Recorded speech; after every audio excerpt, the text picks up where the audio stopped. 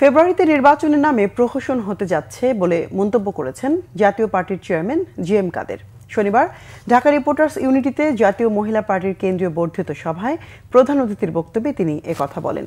GM. কাদের বলেন, শেখ হাসিনা খারাপ নির্বাচন করেছেন, কিন্তু এখনও ভালো নির্বাচনের লক্ষণ দেখা যাচ্ছে না। তাই নিরপেক্ষ সরকারের অধীনে নির্বাচনের দাবি জানান তিনি। জাতীয় পার্টি সবসময় নির্বাচনে ছিল, এখনও নির্বাচন করবে। জাতীয় পার্টিতে থাকা সত্ত্বেও যারা আওয়ামী লীগের এজেন্ডা বাস্তবায়ন করেছে তারা দল থেকে চলে গেছেন বলেও মন্তব্য করেন জি.এম. কাদের।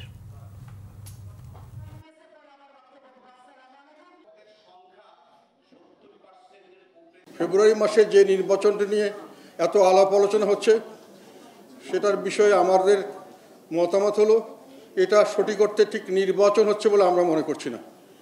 এটা নির্বাচনের নামে কিছুটা প্রহসন হচ্ছে বলেই আমার বিশ্বাস। কেননা যেটা আমরা শেখ হাসিনা সরকারের যে নির্বাচনকে নিয়ে আমরা এত সমালোচনা করেছিলাম, যে শেখ হাসিনা নিজের দলের সঙ্গে দলের একটা নির্বাচন করেছিলেন, যেখানে দল তার প্রতিপক্ষ নিজের দলের লোকের সঙ্গে কম্পিটিশন করেছিলেন।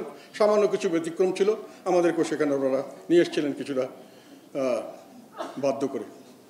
এখনও মোটামুটি সরকারি দল এবং আধা সরকারি দল, এই দুটোর মধ্যে নির্বাচন হচ্ছে।